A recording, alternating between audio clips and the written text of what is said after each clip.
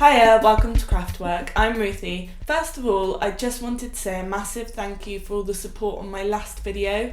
I was totally blown away by how many people liked it and commented on it and shared it as well. I think it really shows that the sewing community is really open to these sorts of discussions, and yeah, I was so nervous sharing it beforehand because the last thing I wanted to do was to make anyone feel guilty, and yeah, the feedback was that hopefully I didn't, and I think there were some really interesting discussions in the comments as well.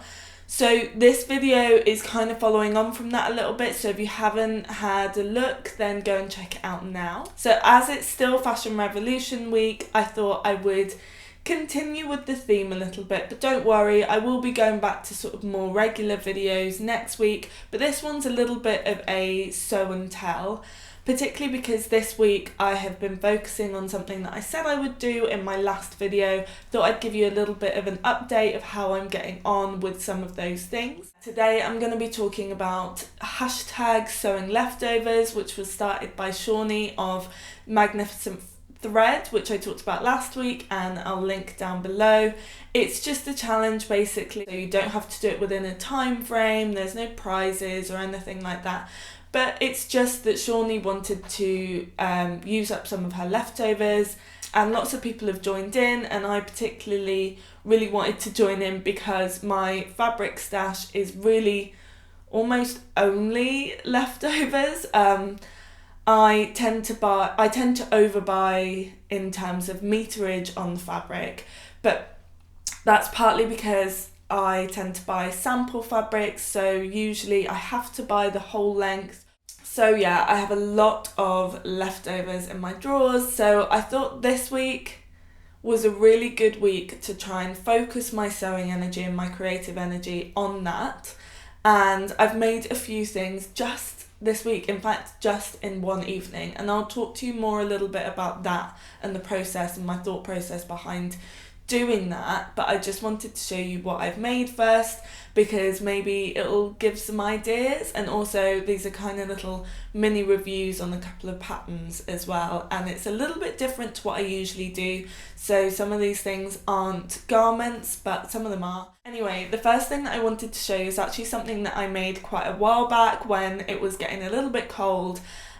For Christmas this year I made most of my family jumpers, particularly based on my drop shoulder jumper tutorial, which I will link down below, but squares, because the drop shoulder jumper is based on just squares really. I found that I had quite a lot of square chunks of knit fabric, particularly like sweater knit fabric and yeah, thicker jerseys. So for a start I was getting a bit cold myself, so I made myself this patchwork scarf. And it's really simple. I have a tutorial on how to make an infinity scarf, which is basically a scarf that is just all linked up, so you don't have to worry about the ends flying off everywhere. I really like infinity scarves because I find them just really easy to throw on, and yeah, they don't get in the way. So yeah, they're super good and really cozy. This is literally, I had loads of pieces left over, and they were all a similar shade, all kind of greys and blacks.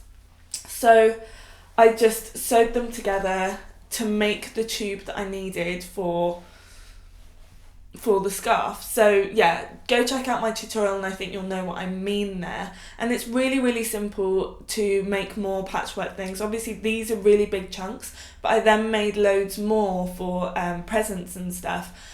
And I was able to take quite small chunks, and just as long as I got the width that I needed, I could just like piece them together like a jigsaw, and then it was really easy to turn it into a scarf that actually people really like. And it's, you know, a completely unique scarf, and it's really cool because it's like recycled in some ways, or it's leftover fabric. So that's a really good way. I highly recommend trying something like that. Let me know if you want a specific tutorial on a patchwork scarf.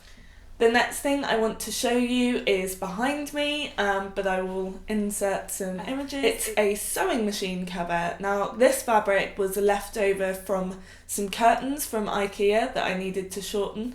So they came in a really, really long length. And yeah, despite it being right up to the ceiling in the Victorian house, it was still too long by a good half a metre, and then obviously you get quite a lot of fabric, quite a long width on curtains as well. So I had quite a lot left, and this was about 2 years ago that I shortened the curtains. So I've had the leftovers in my stash for a while, thinking that I would make some maybe matching cushions or a poof, or something along those lines, and I keep seeing them, and it's just not something that necessarily excites me to make. It's not something that I needed, especially because we have quite a lot of cushions. So this is a free pattern that was released just this week by Closet Case, and as you know, I absolutely love Closet Case patterns. They're so good, and I think Heather Lou's really great. This is like obviously a little bit different because it's a free pattern. So what it is you download the pattern and print it off and stick it together like a normal PDF, and then it's got the blog post of how to assemble it. It's very, very simple.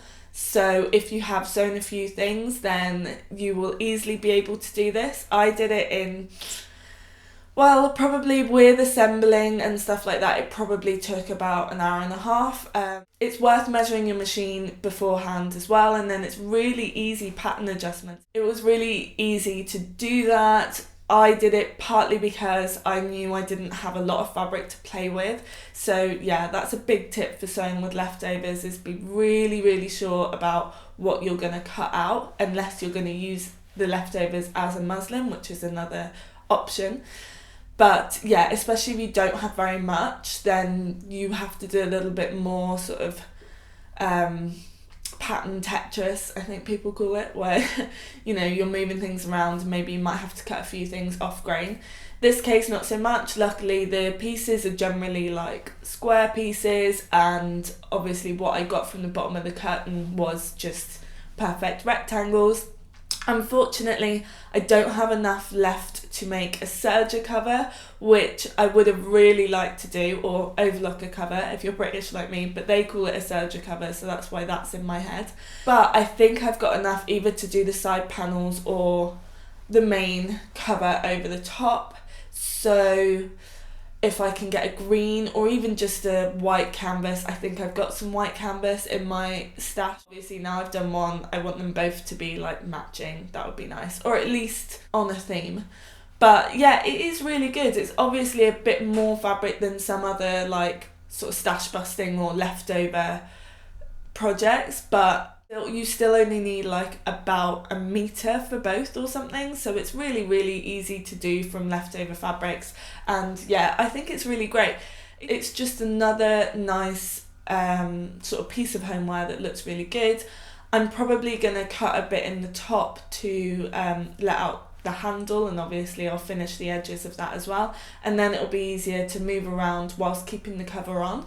And I really like the pockets because I feel like again, if I'm moving around, I can put the cables and the pedal in the pockets. I only did one side of the pocket. On the pattern, there's like two pockets, one on the front, one on the back. One is just one big pocket and one is like split in two.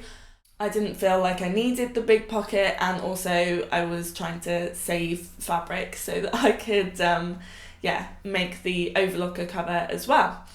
So yeah, I highly recommend that pattern. It's really easy to follow, and it's quite a good beginner pattern as well. So give it a go if you're thinking about it, and thank you so much to Closet Case for putting out a free pattern like this. I did also have some small pieces left of that fabric, so I had the idea that I needed a new like bum bag, which is, if you're not British, you might call it a fanny pack, which is really hard for me to say because that word means something completely different in the UK. I have a dog and I do a lot of dog walking, and yeah, it's really useful for me to have something like that, especially in the summer when I might not be wearing things that have as many pockets. It's fine in the winter when I've got like big coats on that have large pockets, then I can, you know, carry all the things that I need for the dog walk, as well as my keys and my phone and stuff, really easily, just like that. But yeah, in the summer I'm not wearing those big coats, and yeah, remembered last week how much I needed a new bum bag. I do have one, but yeah, it's just plain and black and boring. So I thought I would look up a pattern for that, and I came across Sarah Kirsten, which I had been following for a while. I kind of remembered that I'd seen she'd done a pattern like this. So yeah, I downloaded that and I made it, and here it is. So mine doesn't look exactly like hers for a number of reasons. I kind of misunderstood part of it, which kind of messed all of it up, and that is partly my fault. I would say that it's not the most thorough pattern in general, but it's great, and it's, you know, it definitely fills a void for a bum bag pattern, which is greatly needed, and it's a really like fashionable one, or it is if you do it properly, but because I didn't do it properly, it's ended up being a little bit more rounded. It's definitely a little bit wonky, but for a first try, I'm not mad. I quite like it, and yeah, I couldn't get a long enough gold zip. I would have liked both zips to be gold, but actually I think the green zip has worked out quite well. The webbing also, I could only get thicker than it needed, and I should have kind of altered the pattern to fit that, if that makes sense. But yeah, it's a really nice pattern. I'll definitely make it again. In fact, like, if you know me, and I usually like get you presents, expect one of these, because I have loads of fabric that would work really well, and it's perfect for like a jazzier fabric that may not be particularly like a heavier weight fabric. It's so perfect for that. I haven't added the buckle yet. Actually, it ties quite well, but I'm going to add in, rather than a buckle, I'm going to do 2 D-rings. Definitely a bit different to things that I normally make, but yeah, I really like it, and I think it will be perfect for what I need it for. Again, yeah, dog walking, or yeah, just general errands, I think. It's perfect if you're like me and you often find yourself wearing clothes like the outfit that I'm wearing that doesn't have any pockets. And as annoying as that is, and as much as I generally try to avoid it, I do also love a good slinky trouser, so it's quite often that I'm wearing things without pockets, and then I don't know what to do with things and you have to carry a bag. Not ideal. Bum bags, they're the solution. So yeah, that's the Fennel Fanny Pack, and as I say, I'm really sorry to keep saying that word. I'm sure to most people it's not offensive at all, but yeah, to British people it is a bit. And then the last thing that I've made this week with my leftovers is what I'm wearing. So this top is made from the leftovers from my white ginger jeans. Had about just under a metre left of this fabric. Probably not even that actually, probably quite a lot less than that. But what I did was make this top, which is a crop top. I used the same technique that I used for my drop shoulder jumper tutorial, where I just flared the sleeves out a little bit, and I didn't hem it because it was already quite short. And what I did for my ginger jeans anyway was I left the hems raw, because I quite like when white denim is, yeah, a bit more distressed or frayed, at least at the edges. So in order to kind of control the fray so it doesn't go like too crazy and you end up losing your top, the best way I find is to sew a line of stitches, just straight stitches where I'd want the frays to stop, so about 1/2 centimetre in or 1 centimetre. But as I say, for this top it was already quite short because I didn't have a lot of fabric, so I didn't want to lose too much more length, so that's why I just did it just under 1/2 centimetre around, obviously in the same colour thread so that you can't see the stitches, and then the fraying will stop there. I used the wrong side for the main bit of fabric. I don't really know what the wrong side or right side is on this fabric. I think it's like an undyed denim. This side that I've got facing out on the main bodice piece is kind of beigey, and the whole thing's off-white rather than like a bright white. and then the other side, which is the one that I've got as the sort of outside on my ginger jeans, I use that for the sleeves so that there's like a contrast, which I really like, and I'm glad I did that. I did have to put a seam in the back because, yeah, didn't have enough fabric, but that's totally fine. It works perfectly. So if you're interested in making a similar top, you can have a look at that tutorial. So yeah, I've really enjoyed using my leftovers to make new things, and I hope some of these ideas have inspired you to think about using your leftovers. Definitely check out Magnificent Thread's post on it, and she's done a few more posts, and if you just search the hashtag Sewingleftovers, then you can see all the different ways that people have used their leftovers, and it's really cool. I wanted to finish this video with a couple of tips, things that I've learned from sewing with my leftovers. So the first one is I recommend putting aside a week, a month, or even just an evening where you're only gonna sew leftovers, and stick to it, because it can be that sort of thing that it maybe doesn't feel as exciting or as creative as starting from scratch, especially because you've maybe already worked with that fabric, so you're not as like motivated to use it again, and also because you've already got something in your wardrobe from that fabric.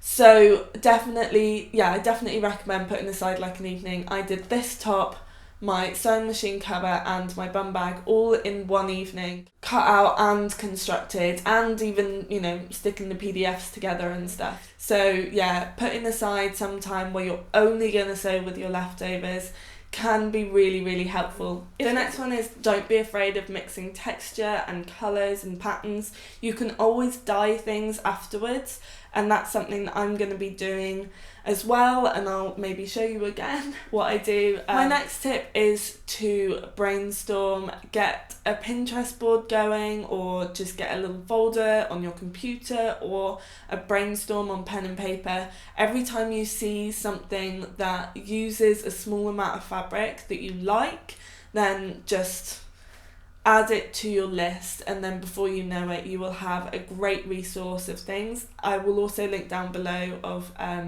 ideas. Lastly, give yourself a break. We don't always have a lot of time to sew, so if it's not something that you particularly want to make, if you can't find the motivation for it at all, then just don't do it. It's not worth it. There are other things that you can do with that leftover fabric. So one of them is you can recycle it, you can take it to places like H&M, or even some charity shops will also take leftover fabric. So don't worry too much. Maybe think about having a de-stash. I see a lot of de-stash sales on Instagram where it's quite a small amount of fabric. Also, there are fabric sales. So I went to a fabric sale in Taunton, my hometown, and it was run by Refugee Aid from Taunton, or RAF. They held a fabric sale to raise money, and I was really surprised by what was there. The majority was upholstery fabrics, which is what I expected, but as we know, we can use upholstery fabrics in other ways, and it's actually quite fun. So that's perfect for a bum bag or for a sewing machine cover as well. But they did have some dressmaking fabrics, and it was generally, as I say, smaller pieces. So I've got these, which is, I've got a viscose crepe, and I've got a velvet, and these are both about 1 metre, so I'll be able to get small tops. I'm hoping to get a cropped Cali shirt out of this, though I might struggle. And this, I definitely want to make a sleeveless little tight top, a bit like the Nico top from True Bias, but I will probably self-draft it. Again, I've got a video showing you how I did that, but yeah, I've got the bodice block for that, so I should be able to whip that up quite easily. I also got this crepe, which there's about 4 metres, though it's only about half a width, but it's like a linen crepe. It's so nice. It's really textured. And I've got a million ideas for this. It's just like choosing one. And I even got some denim. So yeah, there's about 1.5 meters, nearly 2 meters of this. So I definitely think I can probably squeeze another pair of Lander pants, and if not Lander shorts, out of those. So yeah, if there is a fabric sale nearby, consider donating to it, or consider going, because you might find things that that you can use. So yeah, as I say, I'm going to be making some more bum bags. I'm going to be making things out of those leftovers that are clearly other people's leftovers, and I've really enjoyed doing this as well, and I've got things out of it that I genuinely need, that I can see myself wearing a lot, like this top, or using a lot, like the bum bag. And it's definitely worth setting aside some time. That may not work for you. You may be someone who needs to, I don't know, give yourself a challenge, like you can only make a new thing if you make something from your stash or from your leftovers. But yeah, I've really enjoyed this, so I wanted to share with you some of the ideas that I've had, what I've done, and yeah, my process behind it. I hope you found this useful. Let me know if you've done anything with your leftovers, or if you have any specific ideas, or if you're thinking of joining in. I would love to hear from you. And if anyone knows of any more like fabric sales, there's definitely a few things in my stash that I don't think I'm gonna be using, or I might try dyeing them. But yeah, there's no point in trying to make something that I don't want to wear, that I'm not gonna like, and that I don't have the motivation to make. Because at the end of the day, it is still a hobby. We still do it for love. We still do it for mental health. And none of that should be taken away and turned into guilt or a chore. If you haven't already subscribed, please do so. And please come and follow me on Instagram and Facebook, where I share a little bit more behind the scenes and works in progress. And yeah, what I'm wearing and all of those things, anything to do with sewing basically. Thanks for watching. I hope you have a great week, and I will see you again next Sunday. Bye.